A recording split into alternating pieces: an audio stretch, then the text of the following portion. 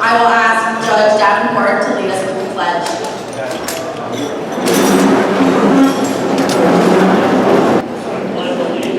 To the flag of the United States of America and to the republic for which it stands, one nation, under God, indivisible, with liberty and justice for all. Thank you. Tonight, we will hear from distinguished speakers. RNC co-chair Drew McKissick, who is a champion of grassroots politics. Joe Pinion, former candidate for U.S. Senate, and Dan Stec, who fearlessly protects our North Country values in the New York Senate. Tonight's event is a testament to the strength and unity of our party.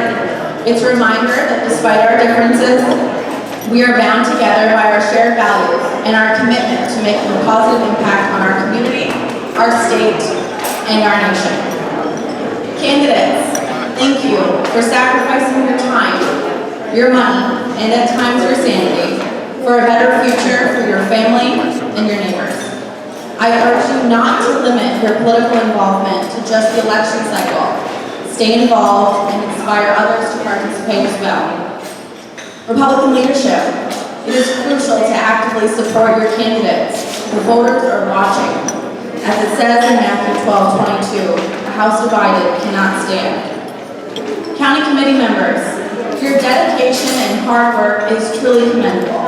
I'm enjoying my time as chair, and I truly believe that if we all continue to work together, we will raise the bar when it comes to local government in Pinion County. When I was first elected 7 months ago, I made 3 commitments. Find candidates, fundraise, and win races.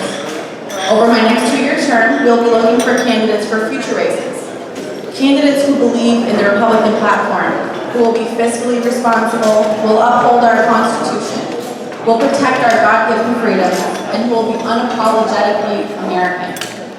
As we move forward, let us remember that our party's success lies in our ability to work together, to listen to one another, and to embrace new ideas and perspectives. Let us continue to build bridges and engage with our community. Thank you for joining us tonight, and thank you for your unwavering support of the Republican Party. Together, we will continue to uphold the principles that have made our nation the greatest.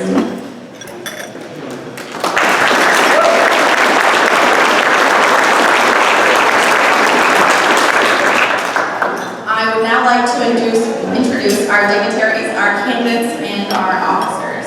Please stand at your place as you are named. Our guest speaker, Drew McKissick, South Carolina State Chair and RNC Co-Chair.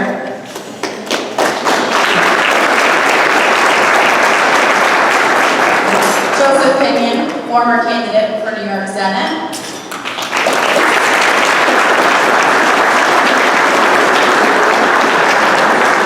Dan Stec, New York State Senator.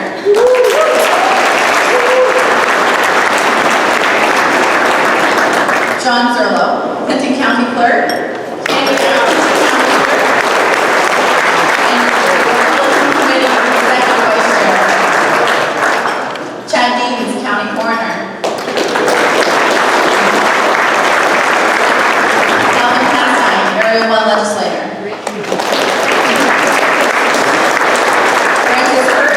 Area 2 Legislator. Republican Committee Vice Chair. Mark Henry, Area 3 Legislator. Judge Paul Davenport, candidate for Supreme Court Judge. Hillary Rogers, candidate for Family Court Judge.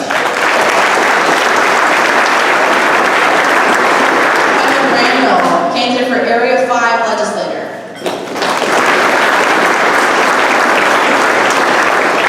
David Soulier, Clinton County Election Commissioner. Dan Bass, Deputy Election Commissioner.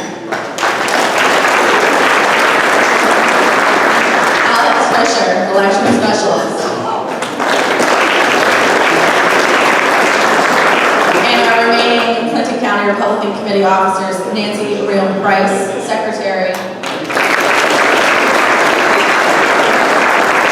Who is coming in hot and will be here soon, our treasurer. And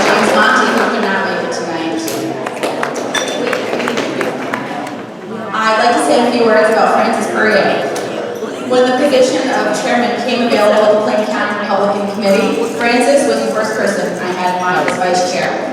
As a lifelong public servant, Francis knows Clinton County politics. Francis keeps me sane when I'm flustered and always keeps me laughing. We make quite the team. Francis asked what he could do for this dinner. I asked him to gather up some prizes and sell tickets. Francis understood the assignment. Please join me in thanking Francis for his efforts.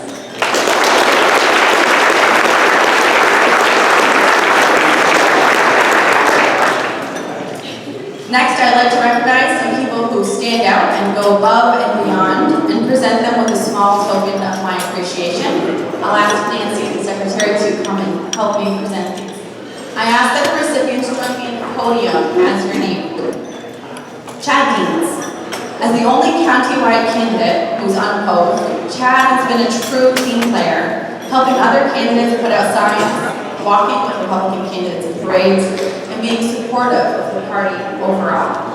Additionally, Chad obtained the most signatures during the 2023 petition season, not only for himself, but for other Republican candidates. Chad, thank you to your commitment to our party.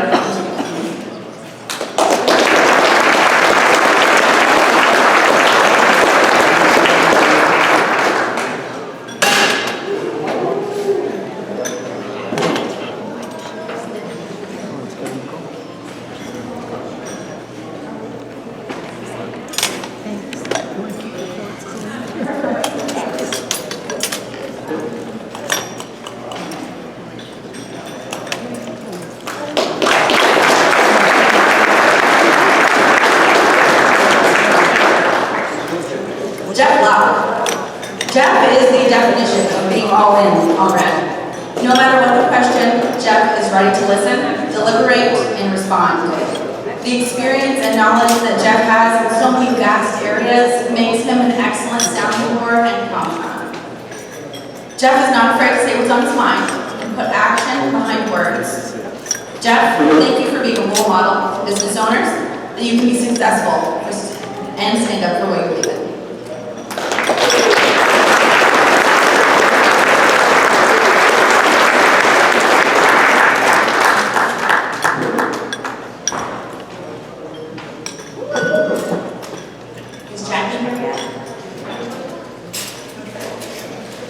All right, we'll skip ahead and honor Jackie later. Jessica, please don't kill me. We would certainly not be here tonight at this all-in on red dinner if it wasn't for Jess. She is one of the only people in this world who shares my crippling perfectionism. She has the creativity and vision to modernize any project and yet keep it classy and professional. A proud mom, a businesswoman, and a great friend. She is a patriot who bleeds red, white, and blue. Thank you for everything you do for the community.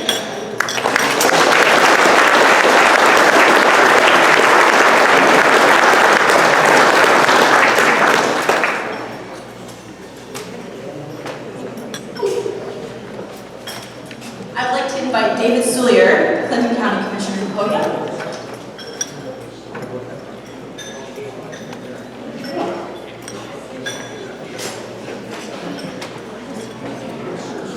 Good evening, everyone.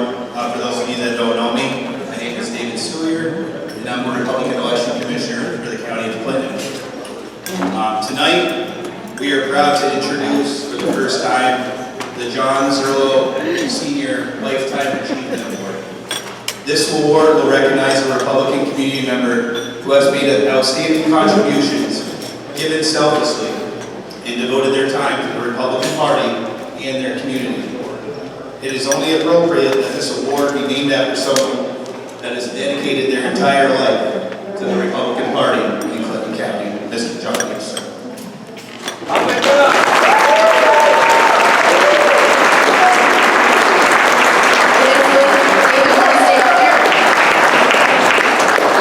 It is with great honor that the Republican Committee announces the John A. Zerlo Sr. as the 2023 and inaugural recipient of the John A. Zerlo Sr. Lifetime Achievement Award. For over 6 decades, Mr. Zerlo has dedicated his life to Clinton County and to the Republican Party, and he continues to do so so both personally and professionally.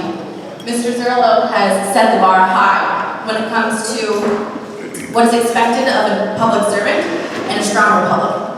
His first introduction to elected office was at 27 years old when the town of Champlain elected him as their tax collector. During his time in public service, Mr. Zerlo has always treated everyone in Clinton County as family. Mr. Zerlo also works tirelessly during his personal time to help the Republican Party as the county's executive vice chairman. And he selflessly works to foster new and successful candidates across Clinton County. There is no Republican more deserving of Lifetime Achievement Award than Mr. John H. Zerlo Sr.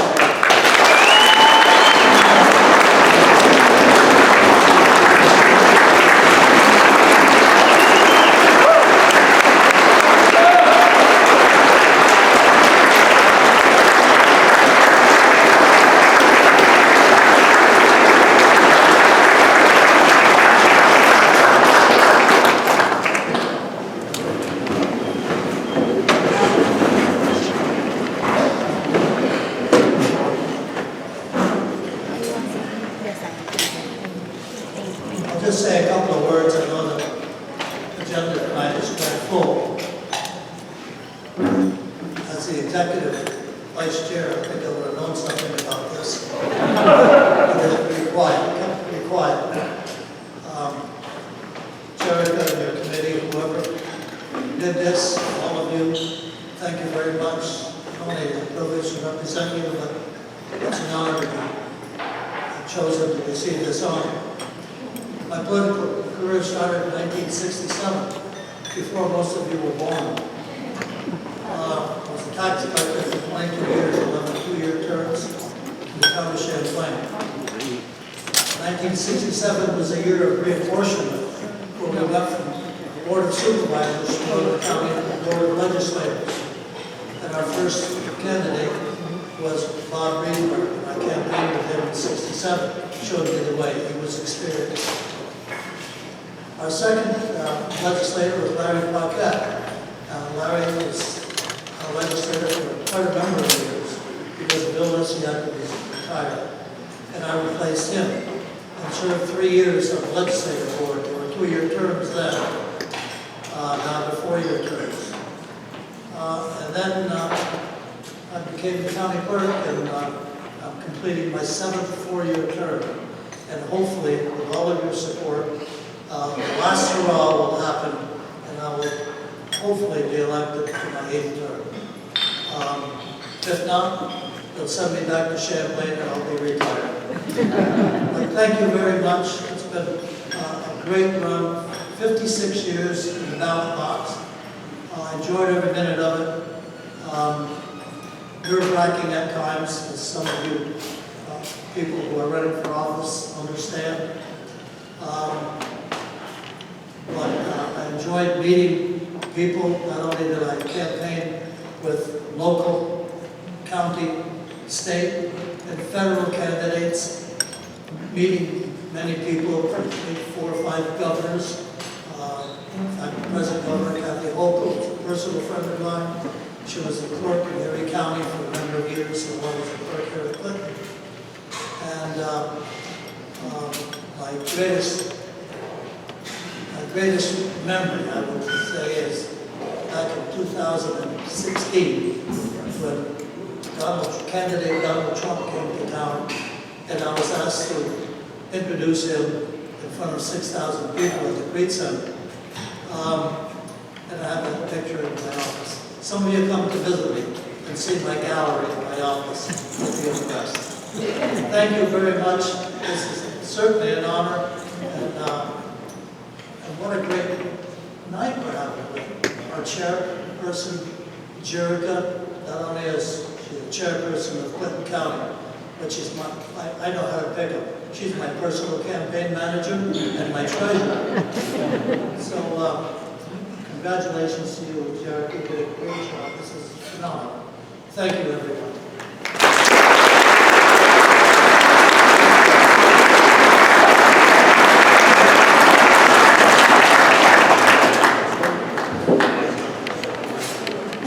I will ask Mr. Joe Drew to lead us with a prayer before we start our meal.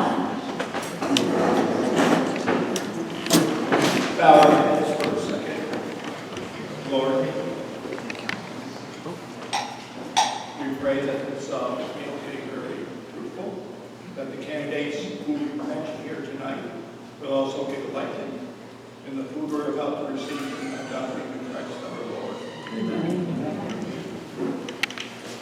So we will start half the tables, go and get your meals. Everything is ready. And once everyone is seated, the program will start with our speakers. Thank you. To the success of Republican campaigns and the people you represent as the chair in Pinion County is absolutely exceptional. You are the fighter, and we are all proud to have you in our corner. I would also like to thank the outstanding Board of Elections team in Pinion County for all your incredible hard work over the last few election cycles. Your support and attention to detail only strengthens our efforts on the ground. And of course, thank you to all of you on the committee. Many of you in this room are some of my very first supporters 10 years ago, and you believe it's been 10 years. I cannot express my gratitude enough for standing with me. Everything from carrying petitions in the freezing cold, to delivering signs to supporters, and volunteering at our local headquarters in Plattsburgh last year. The work you all do to support candidates across the county is critical to maintaining and growing our base of support right here in Pinion County.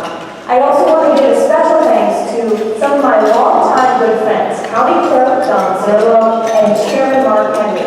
Over my 10 years running in this district, I have met so many incredible people, and I will never forget meeting with John Zillow when I first ran. And Mark, how can we ever forget knocking on doors with you for your race to flip control of the county legislature only a few years ago, and I'm so grateful for the fundraiser that you helped host for me when I first ran. Thank you to you both.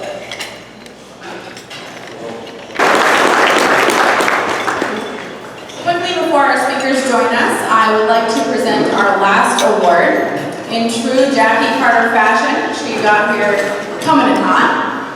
Jackie wears many hats: high school special education and social studies teacher at Saranac, girls modified coach, basketball coach, Saranac Teachers Association officer, Town of Saranac Recreation Director, member of Legion, and Clinton County Republican Committee Treasurer. Jackie knows something about everything, and I marvel at how she manages to get it all done.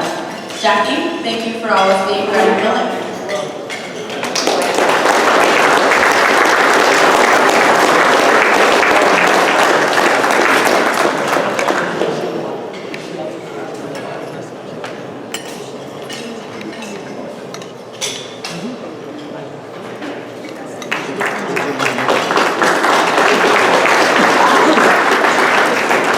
I will now invite Senator Stec.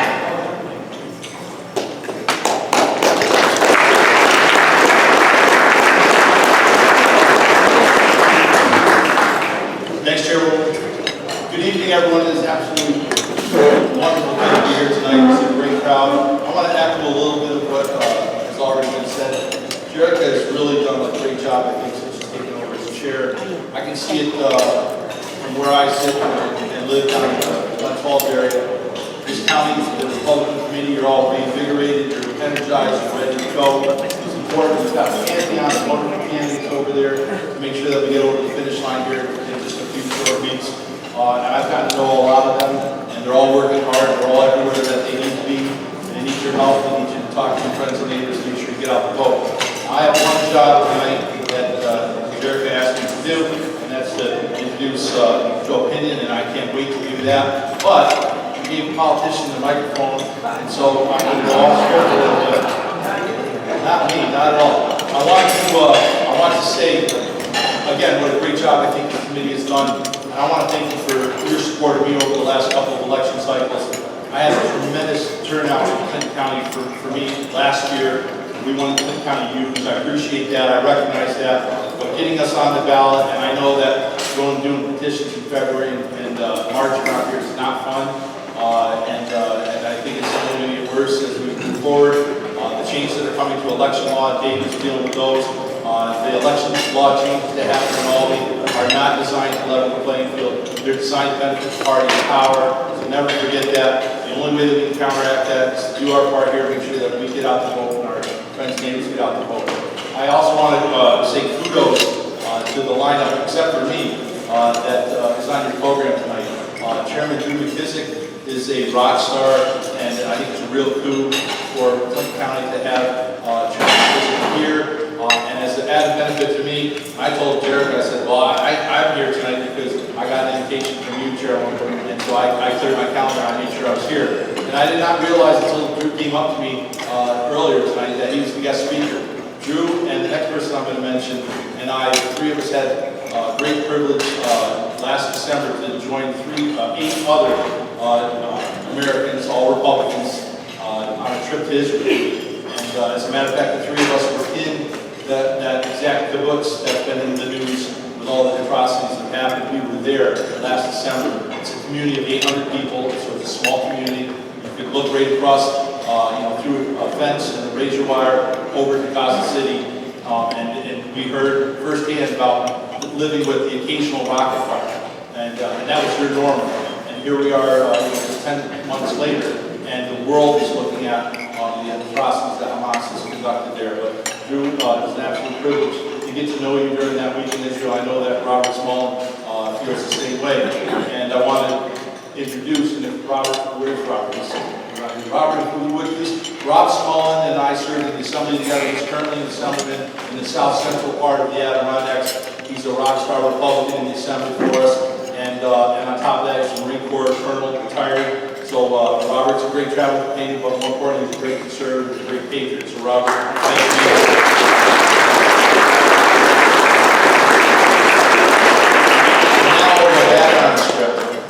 Somebody that's certainly no stranger to the North Country, and I know that we all saw him here several times, and it's a big state. I always get nervous covering 6 counties and having people expect you to be at everything, and if you're not there every other day, you feel like you're not getting the job done. But I don't know how anyone that runs statewide covers the kind of ground that they do, and yet turn up over and over again in all of our communities, not just Clinton County, but I saw Joe Pinion at all 6 of my counties over and over again. And every time I turned around, it seems like here was Joe Pinion. Joe is, a lot of you will remember, is a TV personality. He was somebody that was speaking common sense before he decided to run for office. Something must have hit him in the head and made him want to run for office, but he still managed to bring that common sense with him to the campaign trail. Anyone that's ever heard Joe speak, you can't help but get caught up by his enthusiasm, his knowledge, his passion, and how right he is on these issues.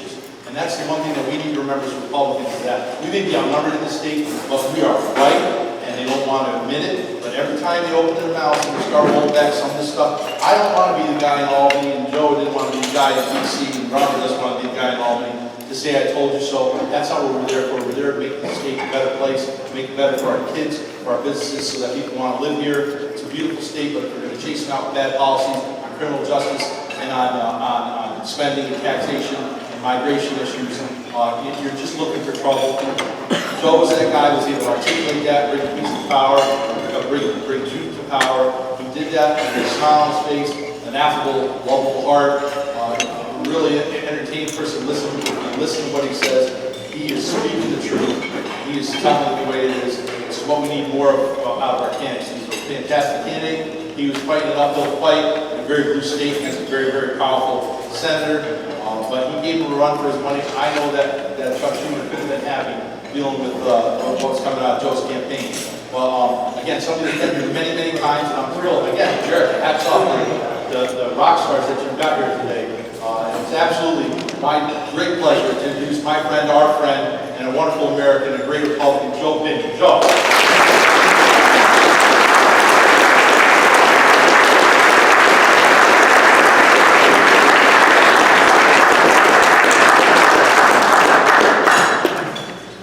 All right, well, it is great to be here in Clinton County. We love North County. I am eternally humbled by the invitation from your chairwoman. You're doing an amazing job here in what I call the conscience of our state. It's well documented. For those who don't know, I am Joe Pinion, that crazy kamikaze who quit his job, hosting his own show at Newsmax, to run against a man named Charles at the shooting. And I did it for one simple reason, that America was in trouble. And bad things happen when people who know better stay silent and allow those terrible things to happen on our watch. And so I stand here before you humbled by the reality that no, we did not win. But there were 2.5 million New Yorkers who are beginning to see the light, who are realizing that you shouldn't have to flee your home in order to live your American dream, who recognize that we should not be living in a country founded on individual rights, who then decide that we are going to elevate the needs of the criminal over the concerns of the common man. And so, everywhere I go, people keep asking me, what are you going to do next? What comes after running for Senate against Chuck Schumer? And I say, well, first I have to go refill my savings account.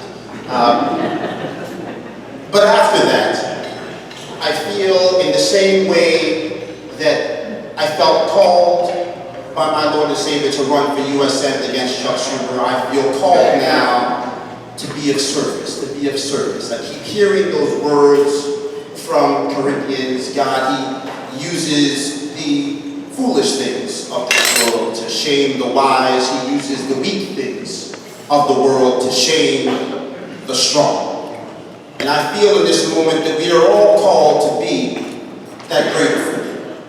To be the greater fool that recognizes that you can't take away the one thing that makes a nation possible. But President Trump said when he came down that escalator in 2015, before he was Republican nominee, and said, if you have a country or you don't. That starts with sovereignty. That starts with a southern border. That starts by recognizing that there is a right way to do things and a wrong way to do things. And it seems everywhere we look today, from the policies to the morality, the wrong eclipses the right. You know, some of you know my favorite quote of all time, arguably, was a quote in a letter from a man named John Adams, the first vice president of this nation, to his son, John Quincy Adams. And he said in this letter, son, you come into life with advantages that will disgrace you if your success is mediocre. Now I can sit back and recognize that I've had so many opportunities in my life. I have a mother that mortgaged her own happiness for me to be able to stand here before you after my parents got divorced when I was 5 years old. I have a grandmother who helped fill that void, who put the Bible in my crib, introduced me to my Lord and Savior Jesus Christ. But the greatest shared advantage that all of us here have is being born right here in these United States of America. And the only thing that is worse than watching Rome burn is being part of the generation that did nothing when it happened. And so we must come together now in this moment to say, what type of New York do we want our children to inherit? What type of America do we want to be able to leave behind? When you look at what happened over there in Israel this past week, the horrors of it are unimaginable. And yet what is equally painful is the notion that individuals, our own country, would take to the streets of New York City and Philadelphia and cities in Michigan and act as if that disastrous, that terrorist, those monstrous acts by those barbarians are somehow righteous. That you would turn on the local news, people that have been entrusted to inform the citizenry, and they would try to say in one breath that the Republican Party is morally bankrupt, and in the other breath that understanding Hamas should be a nuanced conversation. That's not stewardship. That is not leadership. That is the debasement of this country that we love. A nation founded on the principle that we, the people of the United States, in order to form a more perfect union, establish justice, ensure domestic tranquility, provide for the common defense, all of that, and none of that is possible without all of us recognizing that it is the consent of the government that makes America the righteous. That we are a republic, not to actually be ruled over, but to actually give our consent to those who have raised their hand on behalf of the grateful nation. To say perhaps it's a bad idea to allow the Chinese Communist Party to form a joint ventureship with the Mexican cartels to turn our southern border into a gangster's paradise. To say perhaps it's a bad idea for us to allow children who don't even know how to spell sex to be able to make permanent decisions about their reproductive lives for the rest of their natural life. We do not subscribe to the notion that we co-parent with the government. We subscribe to the notion that it's the job of the government to return our children just a little bit smarter, just a little bit wiser. But most certainly it's not their job to help them keep secrets from their families. North Country knows this.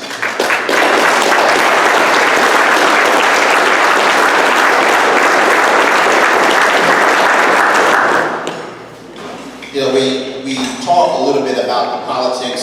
Your senator was talking about crisscross the state. It can be difficult, but I am heartened by the fact that Clinton County, so many counties, put their faith in our candidate.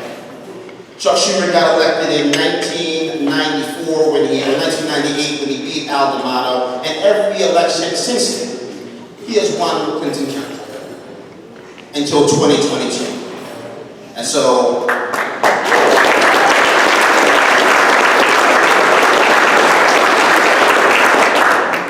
I believe that, as I say, the conscience of this state, that the pulse of this state is turning, that the pendulum is in fact beginning to swing. But as a wise man who represented this state, Jack Kemp, once reminded us, it is not enough to win, we also must demonstrate that we are worthy of victory. And so the question becomes, what are we going to do to demonstrate that worthiness, to go out there and inform people that their eyes are not lying to them, that their bank account is not a mirage, that yes, there are 500,000 Americans who are hiding their car from the repo man because they're at least 60 days behind on their car payments. Do you recognize that we have had $5.5 trillion in savings eviscerated by what they have called Bidenomics, by what they have called a COVID recovery?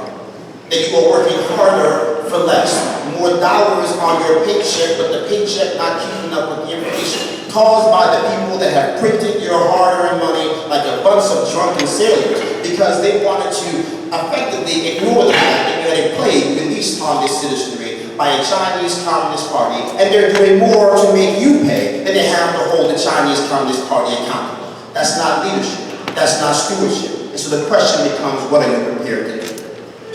When you look at the fact that 60% of our children are not reading at grade level, and they point at the graduation rates and say, there's nothing wrong here, what are you prepared to do? When you are looking at the fact that every single day we recognize that we have more apples being produced all across this region than pretty much anywhere else on the planet, and yet you go to the public schools and the applesauce, well, it comes from Michigan, or it comes from China. What are you prepared to do? When they tell you that somehow they're going to ban us from having natural gas, when they're going to shut down the nuclear energy plants, when they want to get rid of our reactor-fired energy every single day while increasing our electric bill 10% in August, another 4.5% in January, what are you prepared to do? I know what I'm prepared to do. I'm prepared to listen to those timeless words, if my people who are called by my name shall humble themselves and pray and seek my face and turn from their wicked ways, then I shall hear their cries from heaven, forgive our sins, and heal our land. It can and shall be healing time here in America and all across this country, but we have work to do. We must form a new covenant with life and allow people to form a covenant on our behalf with death. It ends now, but we have to be willing to do the work. People said that New York could not be won, that Lee Zeldin could not win, that Joe Pinion could not win, that Michael Henry could not win. In the end, I fear that too often we defeat ourselves. Down in D.C., we have a president that has been caught on secret aliases, having conversations with his son, CC, even though the son never worked for the father, and the father said he never did any business with the son.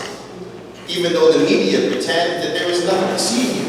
While the prosecutor from Ukraine said that Barista was engaged in illegal activity, while you have the whistleblowers from the company that his son founded saying that the father knew about what was going on, and all the while they're calling some tinfoil hat wearing lunatics.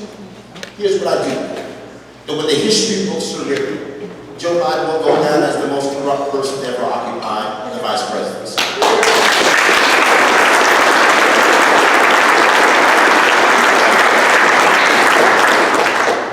But we have to be doing the work. We have to demonstrate we are worthy of the trust required to do that work. Our friends and our allies in Israel, they need our help, and the people's business is currently not getting done. We have families right now that are struggling because of this economy thrust on us by Joe Biden. The people's work is not getting done. You look at the fact that we now know that places as close as Rochester have a higher murder rate than Chicago, Illinois. The people's work is not getting done.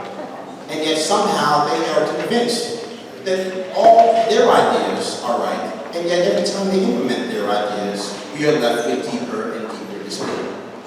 And so I want to thank you for the invitation.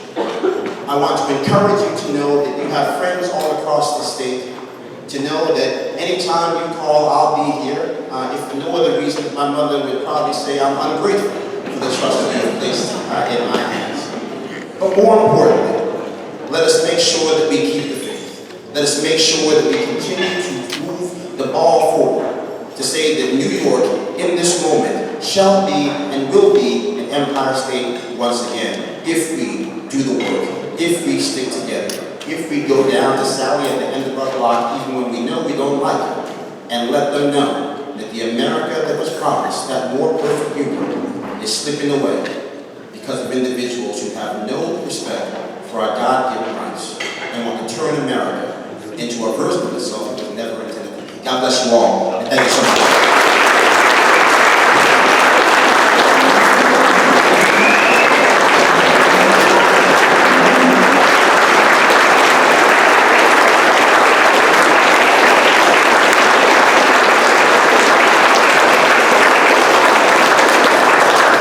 Of course, I also almost buried the lead because I too have dual duties here to make sure that I can welcome our next guest, who's traveled even further than I have, to make sure that he could be here in North Country, the co-chair of the RNC and also the chairman of the great state of South Carolina, Chairman McKissick. Thank you so much.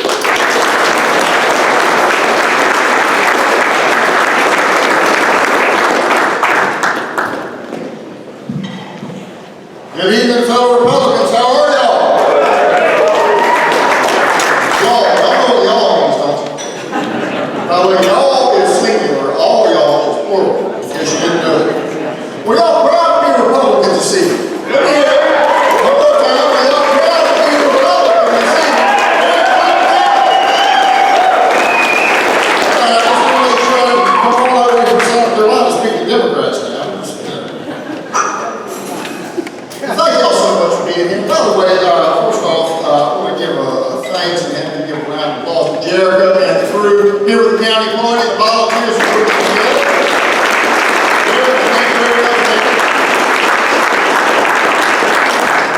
And for all of you who are involved in getting the work done here. And I just heard the last thing a reference to that. This is the first time you carried like this in the Senate race this past night. Fantastic work.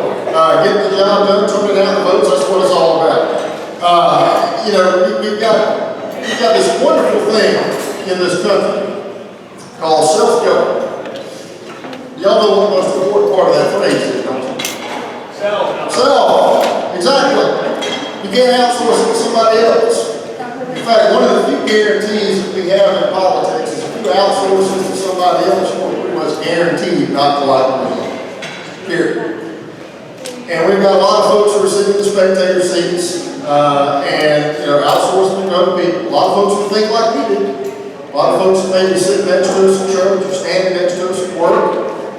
They're outsourcing to somebody else. They're outsourcing to you or other people. Giving up their seat, which many times ends up being occupied by somebody who doesn't believe the things that they believe. And then we begin to wonder why we have some of the problems that we have. And we've got a wonderful thing.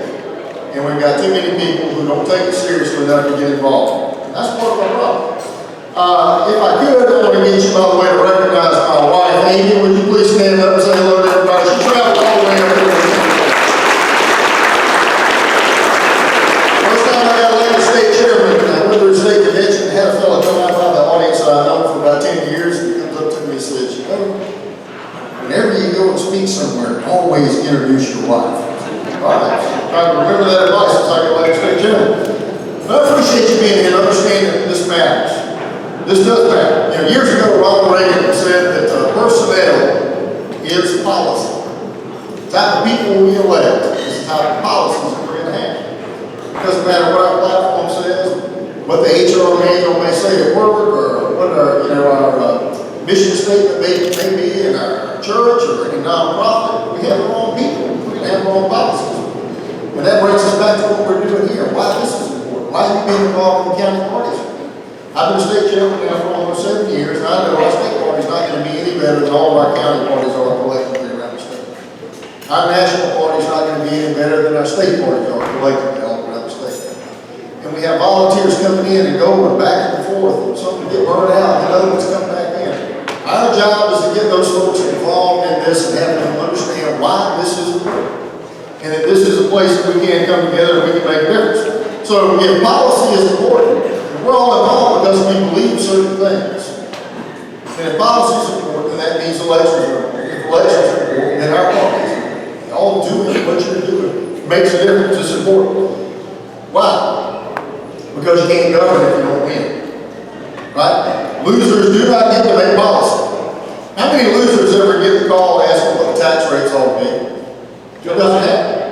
You know, they'll call the loser and ask if CRT ought to be in the schools, or what you think the policies ought to be about, letting parents know if there's their kid wants to become a woman or a man, a boy or a girl or whatever. No.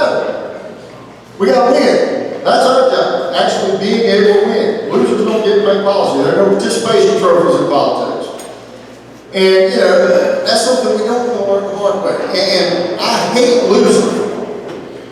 I viscerally hate losing. I hate losing more than I hate having to watch the Lifetime channel on TV. Fortunately, Amy's not a big Lifetime channel fan. It's HGTV with her, They've been the bane of my existence. We've renovated 3 houses since we've been married. But I hate losing. And it comes back to what's the most important element or principle of us in politics and successful politics. It's about arithmetic. It ain't complicated. It's about math, addition and multiplication. We're doing our job right. Let Democrats worry about subtracting and dividing. A couple of years ago, worst night I've had since I've been a state chairman in South Carolina, 2018 election, we lost the first congressional district, where Charleston is. The seat is currently occupied by Nancy Mace. I hate to say that right now, but anyway. We lost that seat. Why did we lose it? Well, it was occupied at the time by a current or former state governor who got himself lost on the Appalachian Trail, if y'all remember that one. And he lost his primary. And then he proceeded not to do what everybody he had ever beaten a primary for 20-some odd years had done, and that was endorse the winner of the primary. And the party was divided. He was all for calling his opponent who had beat him in the primary a liar a week out from election day in the newspaper. It was just terribly divisive. At the end of the day, we lost a +9 Republican district by less than half a point. +9 district. So about 2 weeks after that, the county chairman of one of the 3 counties of the district asked me to come speak to the county party and talk about what happened. So I thought, this is going to be good. It's going to be blaming the state party for losing a congressional seat. All right, fine, I'll come. 2 weeks after the election. So I go and they had a meeting at a big barbecue joint outside Summerville, South Carolina. Back in the back room, over 120 people showed up. Now they hadn't had 120 people show up at a county party meeting in that county since ever. Like maybe 50 people was the max that they've ever had show up at a county party meeting in that county. 120 people show up on a why we lost. And the only thing I learned from that meeting by the time I left was that half blame that half and that half blame that half over there. That's why we lost. We were divided. Unfortunately, 2 years later, we were able to get everybody together, got on the same page, and we won that district back. But it gives us a caution when it comes to campaigns, when it comes to division. Right now we've got presidential primaries going on. South Carolina is going to be ground zero for a lot of that. I know I've got 2 candidates who are from our home state. It's getting a little sassy right now. It's going to get more so before it's over, I'm sure. These campaigns come through every 4 or 8 years, and they're like tornadoes going through a neighborhood. They wreak a lot of damage and get everybody mad at one another over who they support and who they don't support. And then what happens? They blow away. But we have to live in the wreckage. We're still here. We still got to elect folks for the sheriff, county council, city council, school board, and all the other things that we have to do. We can't be divided. We're not going to win that. So watch out for division. Don't let candidates encourage that in your county party organization. So what do we need to do? We need to be focused on winning. How do we do that? 3 key things. Years ago, Julius Caesar said that if I have enough men and money, I can conquer the world. What do you think about that? Men needing soldiers, his manpower, and money that he needed to pay them. Well, if you'll add message to that list, you've got the fundamentals of politics. Period. What's our message? What are we saying? And are we saying it in a way that's actually going to encourage people to join our party, join our campaigns, get involved with us, and help us to win? Give money, not doors, it's going to get them excited. And then number 2, the organization, the manpower, and how we organize around our districts and in our states in order to turn out Republican votes. And then number 3, the money. Raising the money to make number 1 and number 2 possible. That's what we're doing. Everything that we do as a county party organization, the state party, the national party, as a campaign, the school board, all the way to President of the United States, revolves around one of those 3 things. And if we're doing something that's not on that list, we're probably doing somebody else's job. Doesn't mean it's not important. A lot of stuff is important to get done. But we as a party have a specific job. Our job is to organize and win. And sometimes people get a little confused about it. And that's what we have to be on the lookout for. But when I was talking about message, it reminds me of something Elise and someone put together years ago. You may have heard this, but it was originally written, it was entitled 2-Year-Old Property Law. But since Democrats remind me so much of 2-year-olds, I've retitled it Democrat Property Laws. I'm going to read the 10 rules of Democrat property law to you. Number 1, if I like it, it's mine. Number 2, if it's in my hand, it's mine. Number 3, if I can take it from you, it's mine. Number 4, if I had it in my hand a little while ago, it's still mine. Number 5, if it's mine, it has never appeared to be yours in any way. Number 6, if I'm building something, all of the pieces are mine. Number 7, if it just looks like mine, it's mine. Number 8, if I saw it first, it's mine. Number 9, if you're playing with something, you put it down, it automatically becomes mine. And then number 10, if it's broken, it's yours. That's the Democrat philosophy, okay? That's what they got socialism, where they always go. That's their philosophy. And my point is, they're making the messaging easy for us right now. What are we doing to take advantage of that? We have so many people out there who are being repulsed by the Democrat Party's message. Our job is to come in and scoop those people up to show them why our party's message is relevant to what they believe in. But the main point I want to leave with is the manpower, the organization. You here at the county party level and where the rubber meets the road. What are we doing to build an organization? How many of you have been to party meetings, by the way, where, a standing room only, you can't get anybody else in the door? It's usually not proper, right? Because we have too many people who believe like we do, who are apathetic, who aren't involved. Politics is spelled P-E-O-P-L-E. It is not complicated. The more people we get involved, the better we're going to do. So what do we do to bring more people into the room? Years ago, before we have, everybody's carrying a computer in their pocket that can tell you where to turn and, where to go and directions to get here, and we would have been severely lost had we not had Siri telling us how to get here. So, years ago, you had to carry a map, you ride from one end of the state to the other, and you got written down directions, you got them holding on the steering wheel, looking at it at the same time. And you get somewhere you've probably never been before, and you're wondering if you're in the right place, what do? You look for the bumper stickers of cars. I'm looking from one side, looking the other. If I pulled up out here earlier and I saw a bunch of Toyota Priuses with those coexist stickers on the back, I would have turned around and looked. They're probably in the wrong place. But we're looking for people who have something in common with us, who believe what we do. And then that most fundamental element of politics, people, is followed up by that most fundamental principle, again, which is arithmetic. Bringing more people in. When I was a kid, I used to go fishing with my dad a lot. And he's retired now, so he's a bit more fishing. And it always struck me why my dad always called more fishing out there. And one day it finally struck me, he's got more lines in the water. I'm sitting up in the front of the boat and I've got one line in the water, and maybe I'm fishing on credit, maybe I'm not. He's back in the back, he's got one in this hand, one in this hand, one in the rod holder, one tucked under his leg, hanging out the back of the boat. It's like a spider back there with all these lines.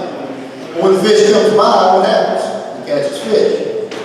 When the campaigns come by, it's our opportunity as a county party organization a state party organization, to catch the fish, to catch the people who think like people who want to get involved in that party.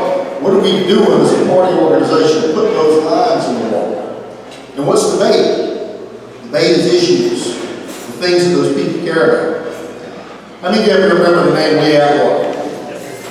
Lee Atwater was a former RNC chair. He was from my hometown, Columbia, South Carolina. And he used to say, so much so that I had a sign with his quote made up on it, put in my office about 10 years ago. He would say, issues win campaigns. Issues win campaigns. Why? People care about issues. Issues will make people write checks. Issues will make people knock doors, put out yard signs, get involved in the campaign, come work for a party organization. They care about issues. So our job then ought to be to use the issues that people care about, talking about it in a way that resonates with them, they see as relevant in their daily lives, and get them to come in the door and be a part of what we're doing. So we get them in the door, that's number one. Number two, we have to educate them once we get them in the door. You know, I got married 7 years ago. It took me 47 years to get all the good out of being single. Got married, and I realized pretty quickly I need to be educated about a lot of things. My cousin says I'm on a steep learning curve. So I didn't realize, for instance, when I got married that half my stuff needed to go to Goodwill, but it did. The other half ended up in the garage. It was like purgatory. It wasn't quite gone to Goodwill yet, but it was on the way. Uninformed people who don't know what to do aren't going to stay involved.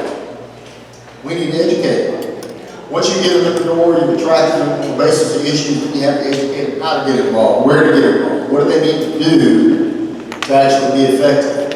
It's one thing to attract people who care about stuff. We need passion in our party. But passion that doesn't know where to go and what to do is not going to stay around very long. We've got to help them find a way to have an impact on what they care about as a party organization. If we do that, they'll stay involved and they'll work with us. And then number three, we've got to mobilize them. We've got to help them find a way to have an impact on what they care about. How many of you are dog people? Not cat people, but dog people. Okay, all right. So she's applauding over here, so she must really be a dog person. Okay.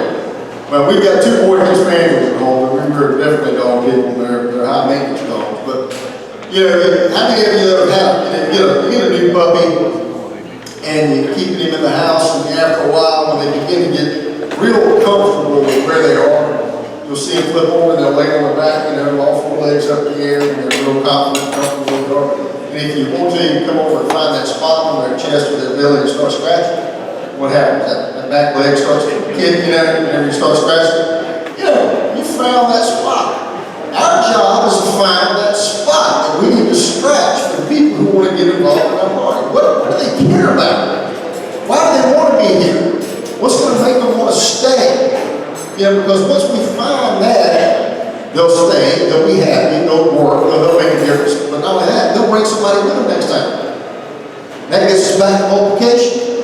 Making them happy, helping them have an impact, and they're going to bring more people in the door, and we're going to get bigger, and we're going to grow. Identifying people who think like we do, educating them on how to have an impact, and then helping mobilize them so they can be successful and they can make a difference in what they care about. When we do that, we get bigger, because if you don't have people, you're not going to have an organization. If they're not educated, they're not going to know what to do. If they're not mobilized, they're not going to have an impact, and we are not going to win elections. That's the bottom line. But the thing I want to leave you with is, because we're all from different places. Most you may have moved here from different places. I'm from South Carolina, which is a red state. New York is a little bit of a different challenge in a lot of places. Nothing is permanent in politics. Let me repeat that. Nothing is permanent in politics. Red states, blue states, purple states, blue, red, purple counties, cities, nothing's permanent. No victory is permanent, no defeat is ever permanent. The only thing that's permanent is there's another election 2 years later. People move, different issues come in, different people raise more money, get more organized. There are no permanent victories, no permanent defeats. So we can't let anything get us down if we're in an area where we've been losing. We can't get too comfortable in a place where we've been winning. Why do we win? Because somebody did hard work. Why do we lose? Well, we need to help identify more people who think like we do and turn them out. No permanent victories, no permanent defeats. Years ago, I I adopted Proverbs 12:24 as sort of a political motto for myself. It says, the hand of the diligent shall bear rule, but slothful shall bear tribute. And to me, that reminds me about, if we have problems, why do we have the problems that we have? And, it reminds us if we think that we're under tribute, if our values are under tribute, or whatever it may be, then somewhere somebody's been slothful. Might have been us, might have been somebody else. The great thing about Scripture, though, is it not only identifies and diagnoses our problems, but it helps us fix it. It tells us how to fix it. The hand of the diligent shall bear it. People who get involved and do the work. Which brings me to the last point. Is years ago, Thomas Edison said that most people miss opportunity because it comes dressed up in overalls and looks like hard work. There's a lot of truth to that. But we have a lot of opportunity ahead of us in this area, here in New York. And it's hard work. But the point is, that's how we get through it. That's how we take advantage of it. I don't know if you've ever heard the law of the jungle. It tells us that if you sit still long enough, something's going to eat you. We can't afford to sit still. The things that we believe in as Republicans and as conservatives are too important for us to sit still. If we get involved and we stay involved, we can make a difference and we can win campaigns here and anywhere around this country. Thank you all so much for listening.